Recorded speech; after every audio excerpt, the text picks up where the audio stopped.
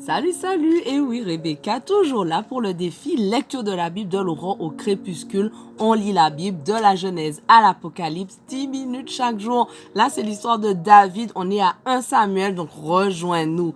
Merci Seigneur parce que tu vas nous parler encore aujourd'hui. Seigneur, tu nous parles chaque jour. Tu es fidèle. Merci parce que tu nous aides à comprendre les passages plus difficiles et merci parce que tu vas nous parler à chacun personnellement et bénis encore tous ceux qui m'accompagnent dans ce défi au nom de Jésus. Amen. Alors on continue. 1 Samuel 29, verset 9. Akish répondit à David, « Je le sais bien car je t'ai apprécié comme un ange de Dieu. Seulement les princes des Philistins m'ont dit, il ne participera pas à la bataille avec nous.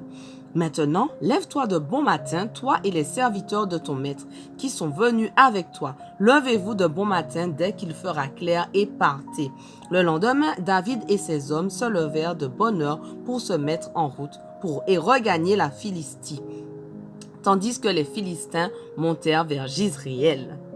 1 Samuel 30. Lorsque David arriva le surlendemain avec ses hommes à Tsiklag, il la trouva ravagée et incendiée. Les Amalécites avaient fait une incursion dans le Negev et contre Tsiklag. Ils s'étaient emparés des femmes et de ceux qui se trouvaient dans la ville, quelles que soient leurs conditions sociales, sans toutefois tuer personne. Ils les avaient emmenés et avaient continué leur chemin. Quand David et ses compagnons arrivèrent à la ville, ils découvrirent donc qu'elle avait été incendiée et que leurs femmes, leurs fils et leurs filles avaient été emmenés captifs.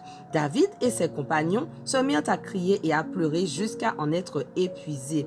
Les deux femmes de David, Ahinoam de Jizréel et Abigaël, veuve de Nabal de Carmel, étaient parmi les prisonnières. David était dans une situation très angoissante parce que ses compagnons étaient pleins d'amertume en pensant chacun à ses fils et à ses filles. Et ils parlaient de le tuer à coups de pierre. Mais David puisa de nouvelles forces en se confiant en l'Éternel, son Dieu. Il demanda au prêtre Abiatar, fils d'Ahimelech, d'apporter l'éphod servant à consulter l'Éternel. Abiatar le lui présenta. David interrogea l'Éternel en lui demandant, « Dois-je poursuivre cette bande? Parviendrai-je à les rattraper? » Et l'Éternel lui répondit, « Poursuis-les, car tu vas les rattraper et tout récupérer. » David se mit en route avec ses 600 hommes. Ils parvinrent au torrent de Bézor, et certains s'arrêtèrent là.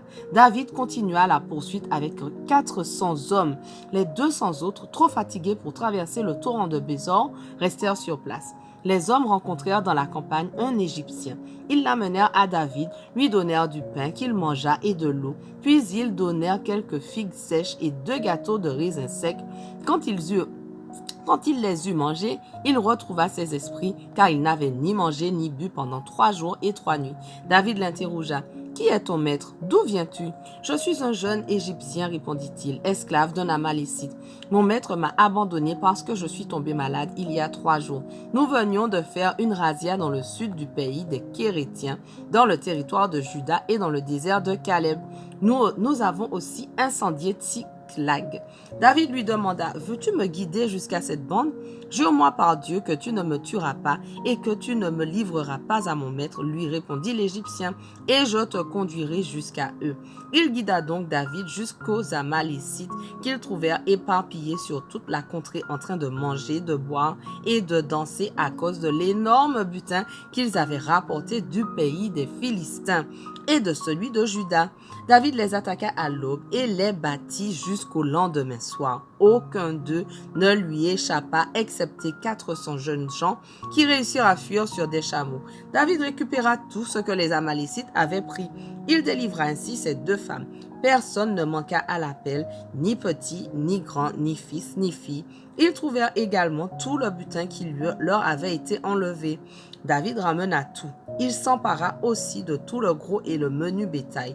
Ceux qui marchaient en tête de ce troupeau disaient, « Voilà le butin de David. » David revint vers les 200 hommes qui avaient été trop fatigués pour le suivre et qui étaient restés au torrent de Bézor. Il vint au-devant de David et de ceux qui l'accompagnaient. David s'approcha d'eux et les salua. À ce moment, un groupe de vauriens et de mauvais sujets qui avaient accompagné David se mirent à dire, Puisqu'ils ne sont pas venus avec nous, on ne leur donnera rien du butin que nous avons récupéré, sauf leurs femmes et leurs enfants, qu'ils les emmènent et qu'ils s'en aillent. » Mais David dit: « Mes amis, n'agissez pas ainsi avec ce que l'Éternel nous a donné. Il nous a gardés et il nous a donné la victoire sur la bande des pillards qui nous avaient attaqués. Qui donc pourrait vous approuver dans cette affaire? La part de celui qui a gardé le camp sera la même que celle du soldat qui a participé au combat. Ils partageront équitablement. » De fait, à partir de ce jour, cette manière d'agir fut érigée comme loi et règle en Israël. Elle est encore en vigueur aujourd'hui. David rentra à Tsiklag et il envoya des parts du butin aux responsables de Juda qui étaient ses amis. Il y joignit le message suivant: « Voici un présent pour vous provenant du butin pris aux ennemis de l'Éternel. » Il fit cet envoi aux responsables de Béthel, de Ramoth, du Negev, de Yatir, d'Aroer, de Sifmoth, d'Eshtemoa, de Rakal, des villes des Yéramaléites, de celles des Kéniens, aux responsables de Horma, de Bor-Achan, d'Atak, d'Hébron et de tous les endroits où David et ses hommes avaient passé. 1 Samuel 31. Les Philistins attaquaient Israël. Les soldats israélites s'enfuirent devant eux et beaucoup d'entre eux furent tués sur le mont Gilboa. Les Philistins s'acharnèrent sur Saül et sur ses fils et ils tuèrent Jonathan, Abinadab et Malki-Shoua, fils de Saül. Dès lors, tout le combat se concentra sur Saül. Les archers le découvrirent et il en fut très terrifié. Alors il ordonna à celui qui portait ses armes: « Dégaine ton épée et tue-moi, pour que ces incirconcis ne viennent pas me transpercer et me faire subir leurs outrages. » Mais celui-ci refusa car il tremblait de peur. Alors Saül prit lui-même l'épée et se jeta dessus. Quand l'écuyer vit que Saül était mort, il se jeta lui aussi sur son arme et mourut aux côtés de son maître. Ainsi périrent ensemble le même jour Saül, ses 3 fils, l'homme qui portait ses armes et tous ses hommes. Quand les Israélites qui habitaient de l'autre côté de la vallée et ceux qui s'étaient fixés au-delà du Jourdain virent que l'armée d'Israël était en déroute et que Saül et ses fils étaient morts, ils abandonnèrent les villes et prirent la fuite. Les Philistins allèrent s'y établir. Le lendemain, les Philistins vinrent sur le champ de bataille pour détrousser les cadavres. Ils découvrirent Saül et ses 3 fils qui étaient tombés sur le mont Gilboa. Ils coupèrent la tête du roi et le dépouillèrent de ses armes.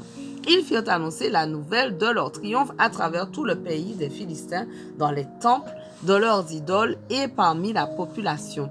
Ils disposèrent les armes de Saül dans le temple de leur déesse, les Astartés, et suspendirent son cadavre sur le rempart de Beth-Shan. Lorsque les habitants de Yabesh en Galaad apprirent ce que les Philistins avaient fait à Saül, les hommes les plus vaillants se mirent en route et marchèrent toute la nuit. Ils enlevèrent le cadavre de Saül et ceux de ses fils du rempart de Beth-Shan. Et ils revinrent à Yabesh. Là, ils les brûlèrent. Ensuite, ils rassemblèrent les ossements et les enterrèrent sous le tamaris de Yabesh. Puis ils jeûnèrent pendant 7 jours. Eh bien, c'est la fin de 1 Samuel. Et on entame 2 Samuel. Donc, 2 Samuel 1. Alors, on reste accroché là. Saül était déjà mort. Quand après avoir battu les Amalécites, David rentra à Tsiklag, il y passa 2 jours. Et le 3e jour, un homme arriva du camp de Saül, les habits déchirés et la tête couverte de poussière en signe de deuil. Lorsqu'il fut arrivé auprès de David, il se jeta à terre pour se prosterner devant lui. David lui demanda: « D'où viens-tu? »« Je me suis sauvé du camp d'Israël, dit-il. »« Qu'est-il arrivé? » poursuivit David. « Raconte-le-moi, je t'en prie. » L'armée d'Israël s'est enfuie du champ de bataille. Beaucoup d'hommes ont été tués, même Saül et Jonathan, son fils, sont morts. David demanda au jeune homme qui lui faisait ce rapport: « Comment sais-tu que Saül et son fils Jonathan sont morts ?» Le jeune homme lui dit: « Je me trouvais justement sur le mont Gilboa. Saül était appuyé sur sa lance, tandis que les chars et les cavaliers allaient l'atteindre.